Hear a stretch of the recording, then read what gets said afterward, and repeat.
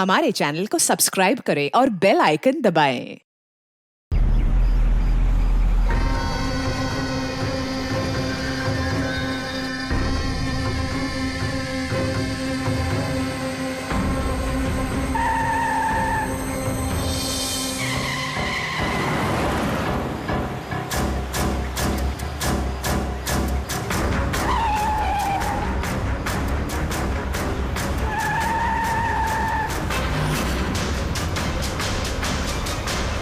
चलती गाड़ी में सोना अच्छी बात नहीं है।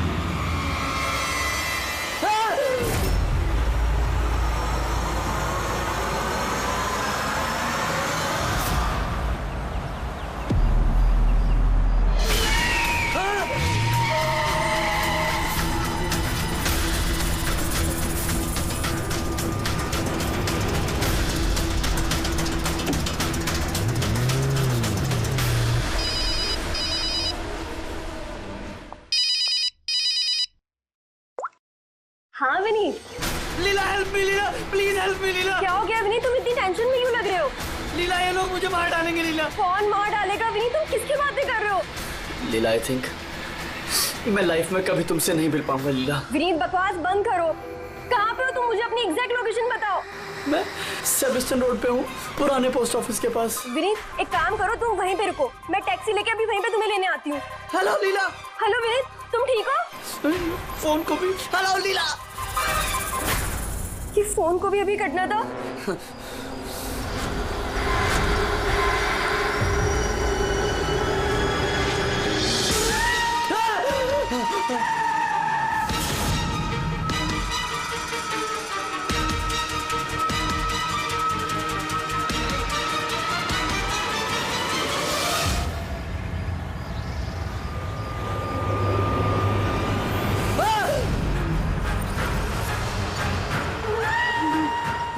भगवान प्लीज हेल्प मी, मुझे मेरे घर तक पहुंचा दो प्लीज।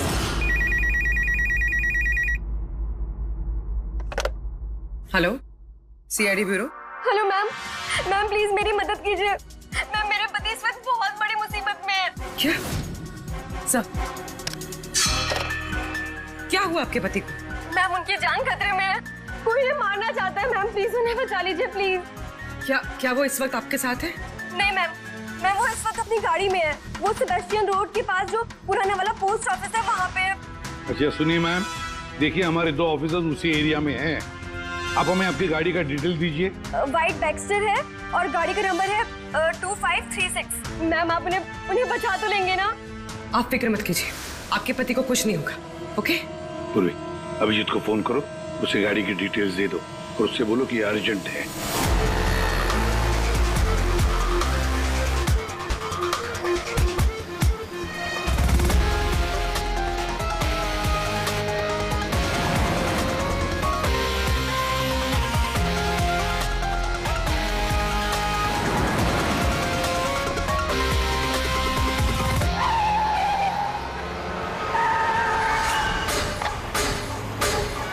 या यही नंबर है। ये गाड़ी ऐसे क्यों चला रहा है? ये तो एक्सीडेंट कर देगा।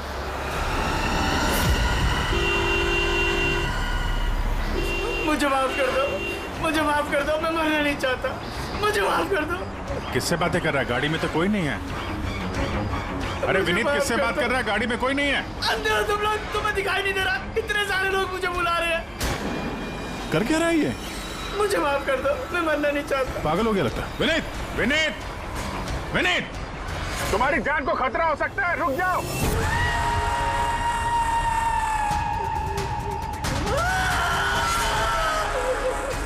अंकल मेरे साथ खेलो ना, बहुत मजा आएगा।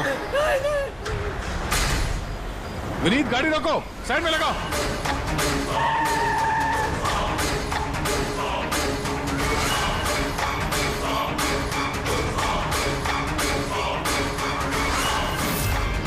रुक जाओ विनीत, विनीत।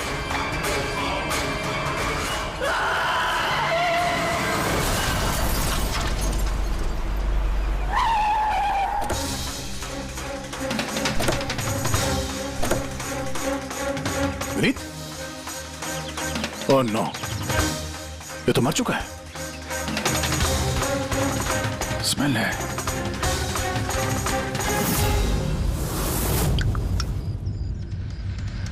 शराब पी के गाड़ी चला रहा था, लेकिन ये गाड़ी में बात कैसे कर रहा था? शराब के नशे में बड़बड़ा रहा होगा। शराब पी के तो यही होता है, एक्सीडेंट। आपने तो मुझसे वादा किया था ना कि विनीत को कुछ नहीं होगा, तो फिर क्या हो गया? देखिए मैडम, अगर उनकी जान को किसी और से खतरा होता तो हम उन्हें जरूर बचा लेते, लेकिन वो तो खुद ही शराब पी के गाड़ी चला रहे थे। आप तो जानती हैं कितना खतरनाक है। नहीं, उनकी जान खुद उनकी वजह से नहीं गई है, बल्कि उन लोगों की वजह से गई है जो इतने दिनों से उन्हें परेशान कर रहे थे। कौन लोग? सुबह शाम सोते जागते हर वक्त वो उन्हें सताते रहते थे। वो इतना ज्यादा परेशान हो गए थे कि उन्होंने अपने बिजनेस पे भी पूरी तरह से ध्यान देना बंद कर दिया था। किन लोगों की बात कर रही हैं आप? जरा साफ साफ बताइए। मैम, विनीत की मौत हमारे सामने हुई थी और उस वक्त कार में उसके अलावा और कोई भी नहीं था, तो उसकी मौत का दोष आप किसी और को कैसे दे सकती हैं? क्योंकि उनका खून हुआ है। मर्डर है ये, मर्डर। मर्डर हुआ है? आप जानती है किसने किया ये? आत्माओं ने। भले ही आप लोगों ने वो आत्माएं नहीं देखी होगी, लेकिन विनीत उन्हें साफ साफ देख सकते थे। सीआईडी आत्माओं को नहीं मानती। आप भी मानते सर।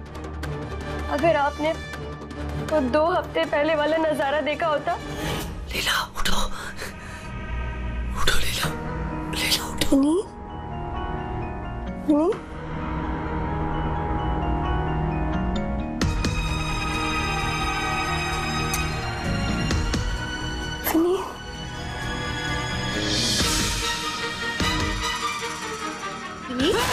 लीला, क्या हुआ विनीत?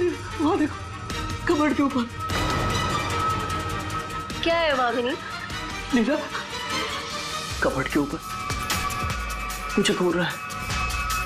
लीला, मुझे सोने नहीं दे रहा वो। विनीत, वहाँ पे कुछ नहीं है, कुछ नहीं है वहाँ पे। तुमने ना जरूर कोई बुरा सपना देखा है। चलो आगे सो जाओ। मैंने कोई सपना नहीं देखा और वो देखो अभी भी घूर रहा है और तुमको दिख क्यों नहीं रहा यार? विनीत, वहाँ पे कुछ नहीं है।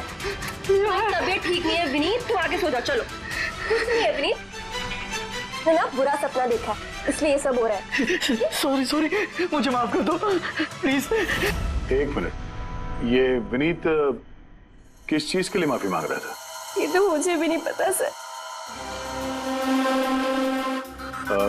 विनीत काम क्या करता था? सर, उनकी कंपनी हॉस्पिटल्स में मेडिकल इक्विपमेंट सप्लाई करती थी। आप श्योर है कि वो विनीत का खून आत्मा नहीं किया? सर, मुझे पहले तो नहीं लगता था, क्योंकि ना तो मैंने कभी कोई आत्मा देखी थी और न ही कभी मैंने उनकी आवाज सुनी थी। लेकिन बाद में मुझे विनीत की बातों पे यकीन होने लगा कि वो सच कहता था।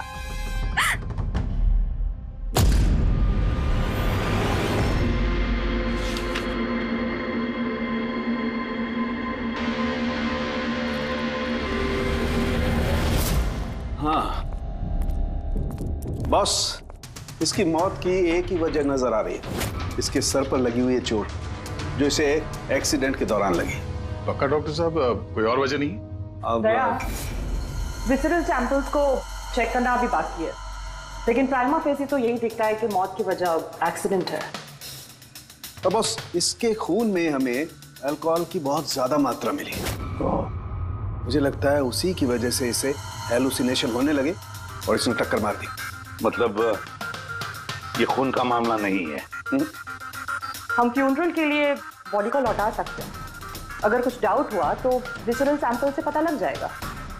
पता नहीं सर क्यों अभी मुझे ऐसा लग रहा है कि ये केस उतना सीधा नहीं है, क्योंकि जब हमने लीला से पूछा कि ये विनीत किससे माफी मांग रहा था तो वो बात को टाल गई। हम लोग भी फ्यूनरल में जाएं क्या? वहाँ रिलेटिव भी होंगे, फ्रेंड्स भी होंगे, बहुत सारे लोग होंगे। देखते हैं कुछ पता चलता है। जाओ, जरूर जाओ फ्यूनरल में।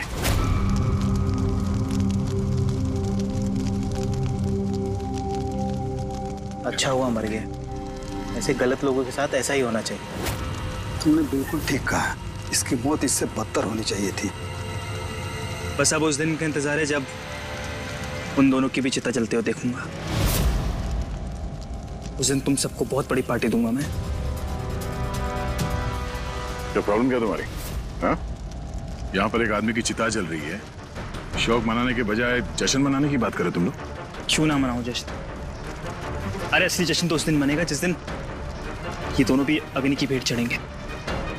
वो दोनों अग्नि की भेंट चढ़े या ना चढ़े, तुम सीआईडी के हत्थे जरूर चढ़ोगे। सर अगर आप लोग सीआईडी से हैं तो आपको मुजरिमों का साथ देने के बजाय हम लोगों को इंसाफ दिलाना चाहिए सर। एक मिनट, कहना क्या चाहते हो? पूरी बात बताओ। सर मेरा नाम रोहित है और मेरे पिताजी पर्पल हॉस्पिटल में एडमिट थे। डॉक्टर सर वो वेंटिलेटर पे। डॉक्टर, नर्स डॉक्टर का रिलैक्स। मेरे पिताजी मर रहे हैं वहाँ पे, प्लीज डॉक्टर को बुलाइए प्लीज। क्या हुआ? क्यों शोर मचा रहे हो? शोर न मचाऊं तो क्या करूं? मेरे पिताजी मर रहे हैं वहाँ पर और आपका स्टाफ यहाँ बैठकर मक्खियाँ मार रहे हैं। आप शांत हो जाइए प्लीज। आप जाइए पेशेंट के पास, हम आते हैं। मैम प्लीज जल्दी कीजिए प्लीज। हाँ मैम गजब हो गया, सारे के सारे वेंटिलेटर्स एक एक बंद हो रहे हैं। यस मैम, हमारे 2 इंटर्न्स मैनुअली ऑक्सीजन दे रहे हैं कुछ पेशेंट्स को। मैम हर पेशेंट के साथ ऐसा नहीं हो सकता, अगर वेंटिलेटर्स ठीक नहीं हुए तो पेशेंट मर जाएंगे। धीरे बोलो। अरे ये हॉस्पिटल के रेपुटेशन का सवाल है, अगर मरीजों के घर वालों को पता चल गया है ना फिर बवाल हो जाएगा। डॉक्टर आप प्लीज 2 मिनट का वक्त दीजिए, हम सोल्यूशन। मैम एक एक करके सारे वेंटिलेटर्स बंद हो रहे हैं। बाकी के वार्ड्स में चेक करो। Okay ma'am. अरे वो सप्लाई विनीत को फोन करो ना, वो ही अभी कुछ कर सकता है। बस टेंशन लेने की जरूरत। डॉक्टर महक, हुआ क्या है ये सर? वेंटिलेटर बंद हो रहे हैं सारे। आप प्लीज शांत रहिए, मैं बात करती हूँ ना। सर एक एक करके सारे वेंटिलेटर्स बंद हो गए। क्या? ऐसे कैसे हो सकता है? तो किसी हॉस्पिटल में फोन करो ना, वहां से मंगवाओ। अरे राजा फोन लगाओ और मैं एक काम करूँ, टेक्नीशियन जो यहाँ पर है उसको बुलाओ। राजा क्या हो गया तुम्हें? तुम्हें सुनाई नहीं देता सर क्या आप कह रहे हैं? आप लोग क्या डिस्कशन में टाइम वेस्ट कर रहे हैं? मेरे पिताजी मर जाएंगे वहाँ पर। प्लीज जल्दी आइए प्लीज। हम बस आते ही हैं please. Ma'am very bad news. 2 patients की जान चली गई है, 5 पेशेंट्स बहुत क्रिटिकल कंडीशन में हैं। सर अगर आज हम लोगों का परिवार हमारे साथ नहीं है तो उसके जिम्मेदार सिर्फ और सिर्फ ये 3 लोग हैं, विनीत, महक और राजा। ये विनीत तो इक्विपमेंट सप्लाई करता था ना? जी सर। और ये महक राजा? सर जिस दिन ये हादसा हुआ उस दिन महक डॉक्टर इंचार्ज थी और राजा हॉस्पिटल का एडमिन संभालता था। ये सिर्फ राजा और महक आए हॉस्पिटल से या और लोग भी आए वहाँ के? आए ना सर, वो हेड नर्स परिणीता, वो शेखर जो कि मेंटेनेंस में, और वो डॉक्टर केदार इस हॉस्पिटल के मालिक। ठीक है, अभी शांत हो जाओ। हम इस मामले के तह तक जाएंगे। अगर तुम्हारे पिताजी के साथ नाइंसाफी हुई है तो उन्हें इंसाफ जरूर मिलेगा।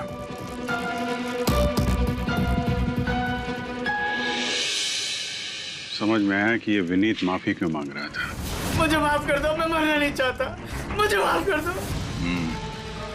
और ये भी समझ में आ रहा है कि विनीत की मौत से इतने लोग खुश क्यों हैं। यानी विनीत की मौत का जिम्मेदार कोई भी हो सकता है। अब विनीत के बाद खूनी का अगला निशाना ये महक और राजा हो सकते हैं।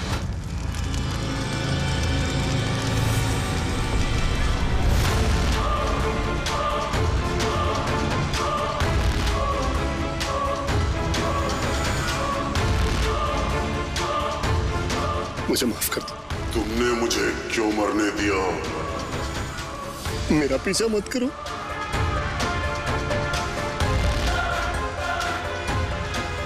ये बात किससे कर रहा है? मेरा पीछा मत करो। उन्हीं काल्पनिक लोगों से जिससे विनीत बात कर रहा था। शायद तुम मुझे बचा सकती थी, जो मरने दिया मुझे। तुम भी मरने के लिए तैयार हो जाओ। अरे महक भी सहमी से लग रही है। छोड़ो, छोड़ो मुझे, छोड़ो मुझे, आग में मत खींचो। कोई गलती नहीं है। छोड़ो, छोड़ो, छोड़ो, छोड़ो मुझे, छोड़ो, छोड़ो, मत खींचो मुझे आग में, छोड़ो। क्या कर रहे हो? इधर आओ। क्या कर रहे हो यार? हैं? मैं बस परेशान हूँ, इसमें आप लोग क्या कर सकते हैं? मुझे खुद ही निपटना होगा अपनी परेशानी से। आप इधर आओ, थोड़ा दूर हट जाओ इधर से। तो बहुत सारे लोग हैं जो विनीत की मौत की खबर सुनकर खुश हो गए हैं। हाँ सर, और अब वो महक और राजा की मौत की खबर सुनना चाहते हैं। राजा और महक, इनका बर्ताव भी कुछ नॉर्मल नहीं लग रहा था सर। काफी डरे डरे से लग रहे थे, विनीत की तरह। सर, विसरल सैंपल्स की रिपोर्ट आ गई है। ग्रेट। कोई गड़बड़ है? हाँ, एक आम इंसान का खून जितना लाल होता है, विनीत का खून उससे बहुत ज्यादा लाल था। तो अब समझ में आया कि विनीत को आत्माएं क्यों नजर आ रही थी। क्यों सर? पूर्वी, जब इंसान का खून जरूरत से ज्यादा लाल हो तो इसका मतलब ये होता है कि वो इंसान बहुत ज्यादा लंबे समय तक कार्बन कंपाउंड के संपर्क में रहा, और इस कार्बन कंपाउंड की वजह से ही उसे हेलुसिनेशन आते हैं, जबरदस्त किस्म के।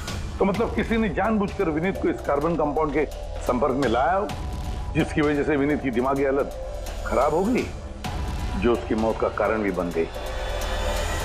सर, खूनी को ये कार्बन कंपाउंड मिला कहां से होगा? हमारे आसपास हर जगह कार्बन कंपाउंड फैला हुआ है। मॉडर्न जिंदगी में हम जितनी भी मशीनों का इस्तेमाल करते हैं, वो सब की सब, लगभग सब की सब कार्बन कंपाउंड निकालती हैं। हाँ, कोई भी मशीनों के साथ छेड़खानी करके ऐसी साजिश कर सकता है। तो कार में बैठने के ठीक पहले विनीत ऐसे किसी केमिकल के संपर्क में आया होगा, इसकी वजह से उसे ये हेलुसिनेशन वगैरह हो रहे थे। बिल्कुल बॉस, गाड़ी के एग्जॉस्ट सिस्टम को चेक करना चाहिए, गड़बड़ वहीं हुई है।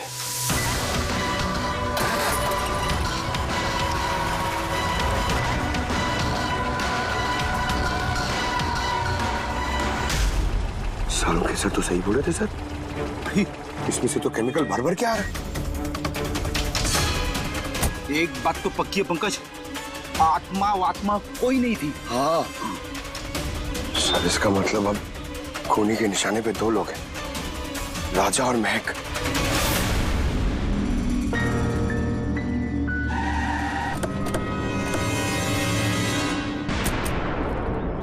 फ्यूनरल में राजा का बर्ताव ठीक नहीं था, अभी भी उसकी मानसिक स्थिति ठीक नहीं है। अरे सर, दरवाजा तो खुला है।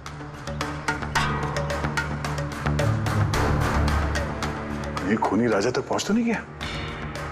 ये क्या माहौल है? कैंडल्स,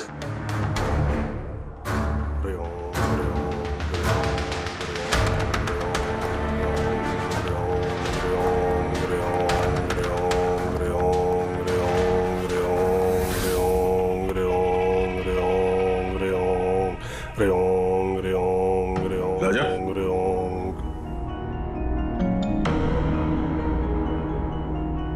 आप ठीक हो? कौन है आप लोग? सीआईडी। विनीत के अंतिम संस्कार में मिले थे हम लोग, तुम आग में कूदने वाले थे, हमने तुम्हें रोका था, भूल गए? अब आप लोगों को मुझे रोकने या बचाने की जरूरत नहीं पड़ेगी। जब तक विनीत का खूनी पकड़ा नहीं जाता, तुम्हारी जान को भी खतरा है। अच्छा सच सच बताना, उन 12 मरीजों की मौत क्या तुम्हारी लापरवाही की वजह से गई थी? खबरदार जो मुझ पर ऐसा गंदा और झूठा इल्जाम लगाया था। मैं निर्दोष हूं और कोई नहीं मरा मेरी वजह से। शांत शांत। राजा बड़ी मुश्किल से शांत हुआ है, इसे कुछ समझ दिलाइए। आपकी तारीफ? श्लोक नाम है मेरा। मैं राजा की इस बुरे वक्त से बाहर निकलने में मदद कर रहा हूं। ओह, तो आप साइकियाट्रिस्ट हैं? साइकियाट्रिस्ट नहीं, साइकिक, मीडियम। इस दुनिया और दूसरी दुनिया के बीच एक पुल समझ लो। दूसरी दुनिया? दूसरी कौन सी दुनिया? वही आत्माओं वाली दुनिया। वैसे हम भी एक पुल है, मुजरिमों की दुनिया से लेके जेल के अंदर सलाखों के पीछे तक पहुंचाने का पुल। पर सर आप मुझे सलाखों के पीछे क्यों डालना चाह रहे हैं? मैं तो राजा की आत्माओं से बचाने में मदद कर रहा हूँ। राजा को आत्माओं से नहीं, केमिकल पॉइजनिंग से बचाने की जरूरत है। और बंद करो अपना ये ढोंग, समझे? सर वो कहाँ इशारा करे? उस बूढ़े आदमी की तरफ जो एसी के पास खड़ा हुआ है। किसकी बात कर रहे हैं? मुझे तो कोई भी नहीं दिख रहा। मुझे भी नहीं दिख रहा। मानो या ना मानो, इस कमरे के अंदर कोई शक्तिशाली आत्मा है जो राजा को नुकसान पहुंचाना चाहती है। अभी पता चल जाएगा।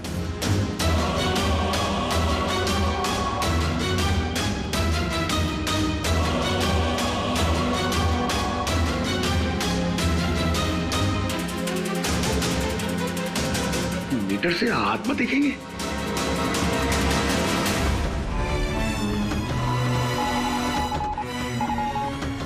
देखा, वो आत्मा एसी के पास ही है। मेरी ईएमएफ मशीन झूठ नहीं बोल सकती।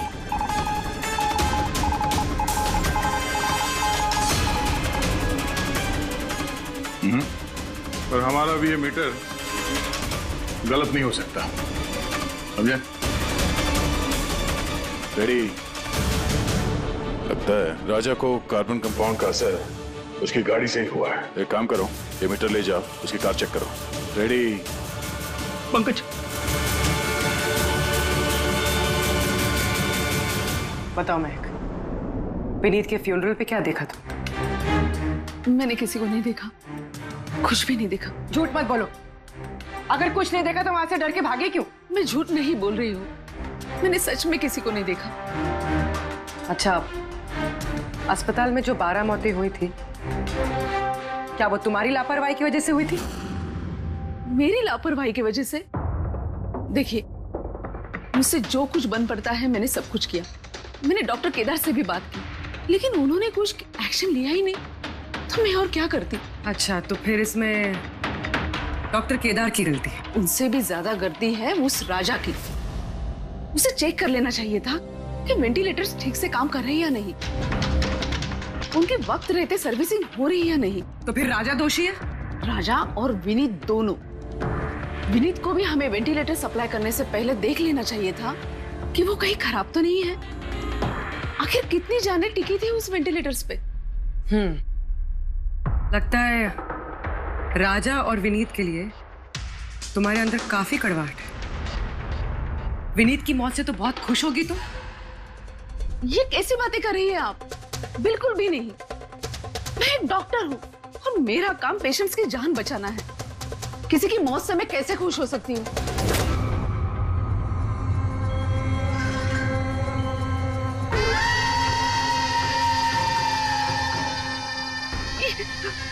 वो आ गया, वो आ गया, वो देखिए। लेकिन यहाँ तो कोई नहीं। पीछे है। महक, यहाँ पर कोई नहीं है। देखो, तुम घबराओ मत। जब तक मैं हूं तुम्हें कुछ नहीं होगा। हाँ?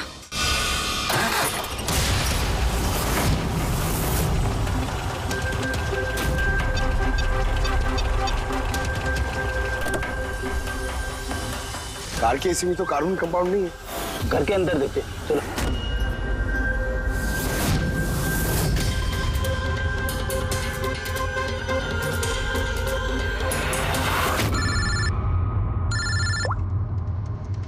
हाँ पूर्वी,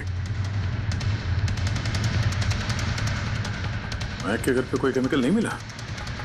ठीक है, जब तक वो खूनी पकड़ा नहीं जाता तुम उसके साथ ही रहो, ठीक है? सर, हाँ, कार्बन कंपाउंड यहाँ पे भी नहीं है। कहीं कोई केमिकल नहीं मिलेगा। विज्ञान की दुनिया और केमिकल की दुनिया के अलावा भी कोई दूसरी दुनिया है, मानो या ना मानो। चुप, वो बंद। और जब तक बोलने को नहीं कहा जाए मुंह खोलना नहीं। राजा जी, आपको डरने की कोई जरूरत नहीं है। हम लोग हैं यहाँ पर। जब तक वो खूनी पकड़ा नहीं जाता सीआईडी आपके साथ ही रहेगी। मुझे सीआईडी की जरूरत नहीं है। ये है ना मेरी सुरक्षा करने के लिए। यार ये कैसे हो सकता है? ना राजा के घर में केमिकल मिला, ना महक के घर में केमिकल मिला, कैसे हो सकता है? सर हमने राजा के घर को अच्छी तरह से चेक किया, एक एक कोना देखा, गाड़ी भी चेक की, कहीं कुछ नहीं मिला। हाँ मगर दया, अगर कोई केमिकल का इस्तेमाल ही नहीं हुआ है तो फिर राजा और महक को हेलुसिनेशन हुए कैसे? कोई तो वजह होनी चाहिए। और सर जिस तरीके से विनीत के कार के एसी में केमिकल का इस्तेमाल किया गया है, ये किसी नौसिखिया का काम नहीं लगता है, तो कोई एक्सपर्ट। एक काम करते हैं, बनने वालों के घरों में देखो, शायद कोई ऐसा आदमी हो जो केमिकल्स के बारे में अच्छी जानकारी रखता हो, कोई केमिकल्स में एक्सपर्ट। और हाँ, हॉस्पिटल के उस स्टाफ को बुलाओ, चीफ नर्स जो है ना, हेड नर्स परिणीता, फिर हेड टेक्नीशियन शेखर और मालिक केदार, तीनों को बुलाओ। सर देखते हैं।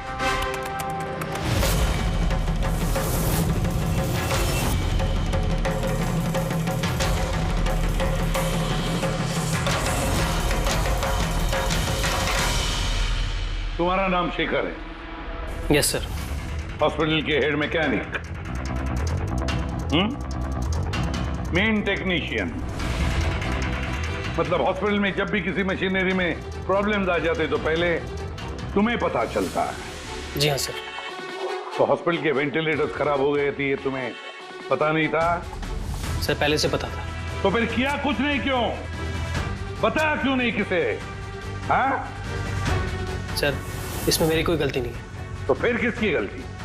सर मैंने महक को पहले से ही बता दिया था वेंटिलेटर्स के बारे में, कि वेंटिलेटर्स में प्रॉब्लम हो रही है और वो कभी भी खराब हो सकते हैं। तो ये वेंटिलेटर्स बंद होने से पहले तुमने बताया था?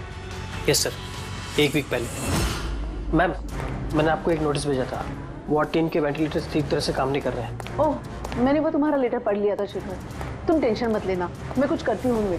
बट मैम मामला थोड़ा अर्जेंट है। हाँ हाँ मुझे पता है। डॉक्टर महक। यस मैम, आपको अकाउंट्स डिपार्टमेंट में इमीडिएटली बुलाया है। हाँ ओके चलो। Okay ma'am. Don't worry Shekhar, मैं कुछ ना कुछ करूँगी पक्का। बट सर उन्होंने मेरी बात को सीरियसली लिया ही नहीं। हाँ, महक ने वेंटिलेटर्स खराब होने पर पेशेंट्स को बहुत बचाने की कोशिश की, मगर राजा सर इतने घबरा गए कि कुछ कर ही नहीं पाए। शेखर जी, तुम कितना सच बोल रहे हो, कितना झूठ, ये तो हम पता लगा ही लेंगे। सर महक की कोई गलती नहीं है, उसने मुझे वेंटिलेटर्स खराब होने के बारे में पहले ही बता दिया था। लेकिन आपने क्या किया? सर मैंने हॉस्पिटल के एडमिन हेड को बता दिया था, राजा को, क्योंकि हॉस्पिटल के जितने भी ये मशीनरी है उनकी देखरेख की जिम्मेदारी एडमिन हेड की होती है सर। तो आपने एडमिनिस्ट्रेटिव हेड राजा को बता दिया और आपकी जिम्मेदारी खत्म हो गई। आप मालिक है ना इस हॉस्पिटल के, तो जिम्मेदारी खत्म कैसे होती है आपकी? सर मैंने अपनी जिम्मेदारी निभाई, तभी तो मैं खुद गया राजा के केबिन में। राजा। जी सर। ये सब क्या कर रहे हो? अरे ये सब जरूरी नहीं है, इतने सारे मरीजों की सांसें वेंटिलेटर के भरोसे चल रही हैं, तुम यहाँ बैठे हो, अरे कुछ करो ना। जी सर, मैं अभी सप्लायर से बात करके वेंटिलेटर बदलवा देता हूँ। प्लीज प्लीज जल्दी करो। जी सर मुझे समझ में नहीं आ रहा कि उन्होंने वेंटिलेटर्स बदलवाए क्यों नहीं। मैं हैरान हूँ सर, कोई भी केदार जी पे उंगली उठा नहीं रहा। हर कोई राजा, विनीत और महक के पीछे पड़ा हुआ है। वही तो, हॉस्पिटल के मालिक है ना केदार जी, तो पूरी की पूरी जिम्मेदारी भी केदार जी तुम्हारी है। लेकिन सर अब मैं खुद जाके तो रिपेयर नहीं कर सकता ना वेंटिलेटर्स। सर मेरा काम है कि कंसर्न डिपार्टमेंट को इन्फॉर्म करना, और सर वो मैंने कर दिया, बल्कि मैंने विनीत से खुद बात करी।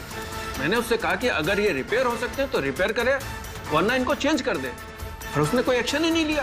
उसने कोई एक्शन नहीं लिया, उसने कोई एक्शन नहीं लिया। आपने क्या एक्शन लिया? और नाम भी ले रहे हो तो विनीत का जो मर चुका है, या राजा का जो जवाब देने की हालत में नहीं है। सर जो सच था वो मैंने आपको बता दिया, अब वो मानना ना मानना सर आपके हाथ में है। परिणीता। जी सर। हॉस्पिटल की हेड नर्स, तो तुम हॉस्पिटल के बारे में सब कुछ जानती होंगी? जी सर। तो फिर अब सच सच बताओ, ये जो कुछ भी हुआ है किसकी लापरवाही से हुआ है? बताओ जल्दी। हाँ सर, बताती हूँ। मेरे साथ धोखाधड़ी करने की कोशिश मत करना राजा। और हाँ, अगर मशीनों में कोई फिजिकल डैमेज है वो वारंटी में नहीं आता। अगर तुमको नए वेंटिलेटर चाहिए तो पूरी कॉस्ट पे करनी होगी, समझा? मैंने तुमसे घटिया इंसान आज तक अपनी जिंदगी में नहीं देखा। अब ना तो हमारा हॉस्पिटल तुमसे कोई सामान लेगा और ना ही शहर का कोई दूसरा हॉस्पिटल। सुनो, ये धमकी किसी और को देना जानता नहीं तुझे मैं कौन हूँ? जो करना है कर ले।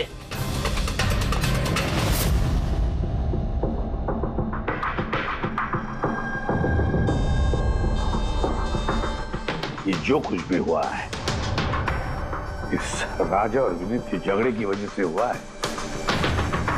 दोनों की झगड़े की वजह से सर इतने लोगों की जान चली गई। राजा को नए वेंटिलेटर का इंतजाम तुरंत करना चाहिए था। सर इन मरीजों के परिवार वालों में से 3 लोग ऐसे हैं जिन्होंने केमिकल इंजीनियरिंग की है। अच्छा 3 लोग? तो फिर उनकी कुंडली निकालो, देखते हैं।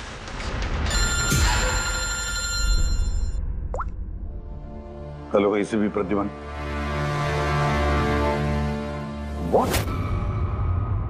ठीक है, हम अभी पहुंचते हैं। क्या सर? राजा की मौत हो गई।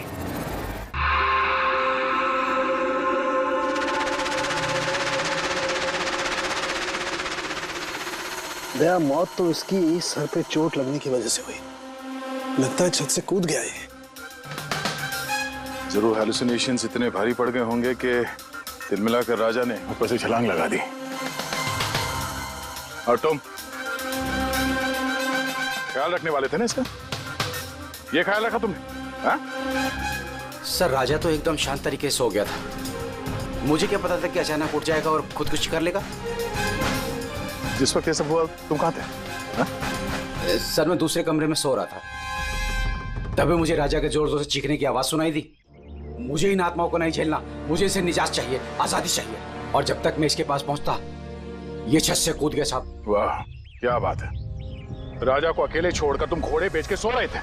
हाँ? मैंने तो कमर कस ली थी कि नहीं सोऊंगा, पर न जाने कैसे नींद आ गई। जरूर मुझे उन आत्माओं ने सुला दिया होगा।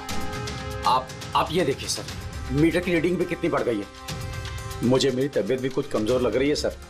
अगर दोबारा ये मीटर दिखा दिया ना मुझे तो याद रख। एक मिनट दया, 1 मिनट भाई, जरा मीटर देना मुझे। ये लीजिए। ये मीटर मैं रख लेता हूँ। हाँ, तुम्हें लौटा दूंगा बाद में। जी सर, पर दे दीजिएगा। हाँ जरूर दे दूंगा। अभी एक काम करो, अभी तुम घर जाके थोड़ा आराम करो। थक गए हो ना, बहुत कमजोरी होगी तुम्हें। हाँ जी सर। बराबर सोए नहीं, जाओ आराम करो। ये क्या डॉक्टर साहब, उसे जाने दिया और ये मीटर रख लिया? दया, ये मीटर जो है ना, ये बड़े काम की चीज है।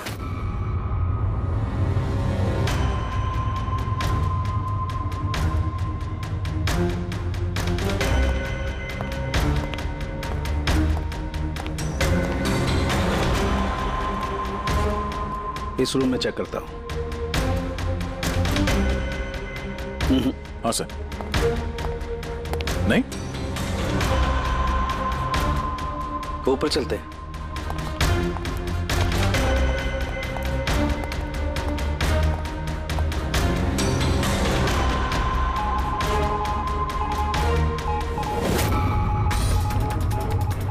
सलू के सर आराम से, ये नीडल तो जंगली घोड़े की तरह भाग रहा है। माय गॉड, हम यहाँ पर ऐसे नहीं खड़े रह सकते दया, हमें प्रोटेक्टिव गियर्स पहनने पड़ेंगे। Protective gears? वो किस लिए सर? अरे अपनी सुरक्षा के लिए।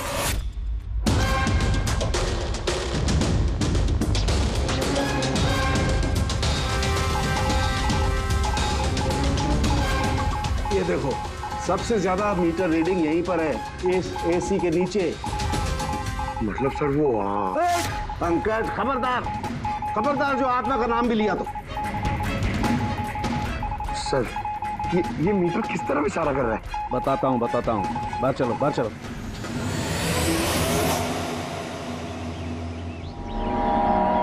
देखा दया, ये है EMF, इलेक्ट्रोमैग्नेटिक फील्ड डिटेक्ट करता है ये। इलेक्ट्रोमैग्नेटिक फील्ड्स, ये तो आजकल सभी इलेक्ट्रॉनिक अप्लायंसेस में होता है सर, टीवी, फ्रिज, एसी में। बिल्कुल दया, लेकिन उन अप्लायंसेस का EMF हिडन होता है, छिपा हुआ होता है, ताकि लोगों पर बुरा असर ना हो। कैसा बुरा असर? नहीं, इसकी वजह से लोगों को नौशिया हो सकता है, जी घबरा सकता है, बेचैनी हो सकती है, और अगर ज्यादा देर तक संपर्क में रहे तो हेलुसिनेशन होना भी कोई बड़ी बात नहीं है। ओह, मतलब राजा को ये हेलुसिनेशन किसी केमिकल की वजह से नहीं हुआ है, अपने घर के इलेक्ट्रॉनिक अप्लायंसेस की वजह से हुआ है, क्योंकि उसका वो EMF ढका हुआ नहीं था। बिल्कुल। इसका मतलब है सर किसी ने ये जानबूझ के छेड़छाड़ की है इसमें? हो सकता है दया, वैसे ही राजा को अंदर से पछतावा महसूस हो रहा था। दुखी था बेचारा कि वो मरीजों को बचा नहीं पाया, इसीलिए हेलुसिनेशन उसे पछतावा के रूप में दिखाई देने लगे। शायद इसी पछतावे की वजह से इस विनीत की भी मौत हो गई। बिल्कुल। और वो अशोक, उससे भी कमजोरी इसीलिए महसूस हो रही थी क्योंकि वो भी काफी देर तक इस ईएमएफ के संपर्क में था। यहाँ पे वो कार्बन कंपाउंड नहीं मिला घर में। मिलेंगे कैसे थे? क्योंकि यहाँ तो ईएमएफ का इस्तेमाल हो रहा था और सबसे ज्यादा रीडिंग मुझे बेडरूम के एसी में मिली। इसका मतलब बेडरूम के एसी में छेड़छाड़ हुई। फिर तो उस महक के घर में भी ईएमएफ। ओह नो, हमें तुरंत पूरी को इन्फॉर्म करना होगा।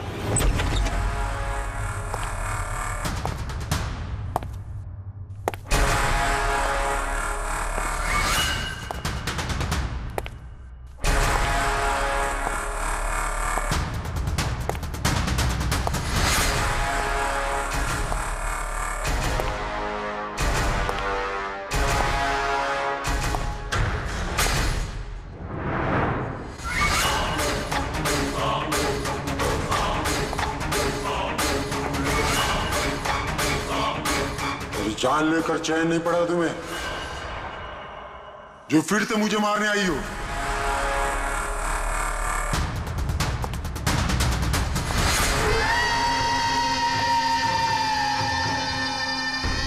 तुम? मैंने तुम्हें सेल्फ डिफेंस में मारा था और वैसे भी तुम एक मुजरिम हो। क्या मुजरिम के घर परिवार नहीं होते? तुम्हारी वजह से मेरी बेटी अनाथ हो गई और ये खून देख रही हो, सब तुम्हारी वजह से। आज मैं तुम्हें नहीं छोड़ूंगा। देखो मेरे पास मत आना, मैं मार दूंगा। आज मैं तुम्हें नहीं छोड़ूंगा। मेरे पास मत आना, मैं कहती हूँ मार दूंगी। मैं कहती हूँ मेरे पास मत आना, मार दूंगी। क्या कर रही तुम? छोड़ो से। सर आदमी क्या? सर यहाँ पे सर रोकिए इसे, ये मुझे मारना चाहती है। पहले यहाँ से बाहर निकली, जल्दी आउट ऑफ हियर प्लीज, जल्दी फास्ट। ये हैं वो 3 लोग जिनका संबंध केमिकल इंजीनियरिंग से है। सुहास, दीपक और किशोर। खूनी इनमें से कोई भी हो सकता है। नहीं अभिजीत, कार के एसी में केमिकल फिक्स करना अलग बात है और इलेक्ट्रोमैग्नेटिक फील्ड को इतनी होशियारी के साथ इस्तेमाल करना अलग बात है। मुझे लगता है ये कोई ऐसा आदमी है जिसे साइंस की, मेडिकल साइंस की बहुत अच्छी जानकारी है, या तो कोई डॉक्टर या कोई साइंटिस्ट। जिसने भी किया उसने पूरा बंदोबस्त किया था इस इलेक्ट्रोमैग्नेटिक फील्ड का कि ये महक और राजा दोनों कायम के लिए उस ईएमएफ के असर में रहे हैं। हो सकता है जब ये दोनों हॉस्पिटल में अपना काम कर रहे थे तब भी ये ईएमएफ वहां पर प्रेजेंट था। तो फिर सर शायद हॉस्पिटल के किसी मशीन के साथ भी छेड़छाड़ की गई होगी। बिल्कुल दया, बिल्कुल। और ये करने वाला वही है, हॉस्पिटल का अंदर वाला। तो ये वो जगह है जहाँ पे महक और राजा बैठा करते थे? जी हाँ। और कौन कौन आ जा सकता था इस कमरे में? सर सिर्फ स्टाफ वालों को अंदर जाने की परमिशन थी, वो भी अगर कोई काम हो तो। मतलब बाहर का कोई आदमी यहाँ नहीं आ सकता? नहीं सर, यहाँ तक कि मरीजों को भी अंदर जाने की इजाजत नहीं थी। इसका मतलब तो ये हुआ कि स्टाफ का ही कोई है, मतलब आप में से कोई एक खूनी है। ये आप कैसे कह सकते? ये हम नहीं कह रहे हैं, ये ईएमएफ मशीन कह रही है जिसने हमें सब कुछ बता दिया है। और इस ईएमएफ मशीन के हिसाब से इस एसी के साथ छेड़छाड़ की गई थी। इसका मतलब है राजा और महक को मारने की कोशिश की गई थी, मगर बेचारा राजा मारा गया। एसी के साथ छेड़छाड़? क्या कह रहे हैं आप लोग? हमें तो कुछ समझ में नहीं आ रहा। ये बात इस कमरे में मौजूद वही इंसान समझ सकता है जो खुद खूनी है। और वो आज यहाँ एक प्रोटेक्टिव गियर पहन के आया है ताकि इलेक्ट्रोमैग्नेटिक फ्रीक्वेंसी से उसे कोई नुकसान ना हो। क्यों? कौन है वो?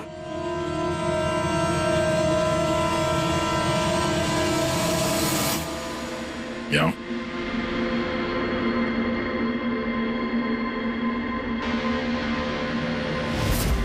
फैशन सेंस तो बहुत अच्छा है तुम्हारा शेखर। कपड़े के अंदर ये सुरक्षा कवच। तुम्हारे सारे पत्ते खुल चुके हैं शेखर।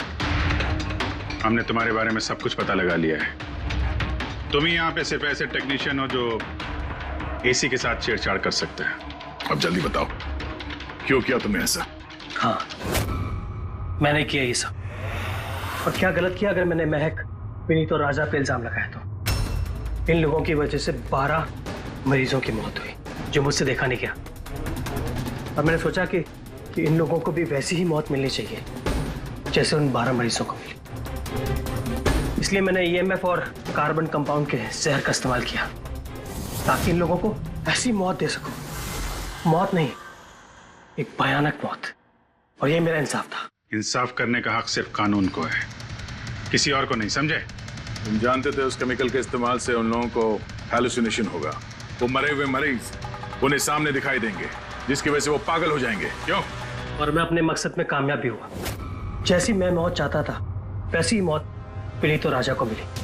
मगर अफसोस महक को आपने एंड मोमेंट पे बचा। कामयाब तो तुम तब होते हैं जब बिना कोई जुर्म किए उन्हें उनके अंजाम तक पहुंचाते हैं। क्या फर्क रह गया तुम में और उन दोनों में? अब तुम भी एक हत्यारे हो। तुम्हें क्या सजा मिलेगी इसका फैसला तो अब अदालत ही करेगी। For more updates, subscribe to our channel, click the show links and enjoy watching the videos.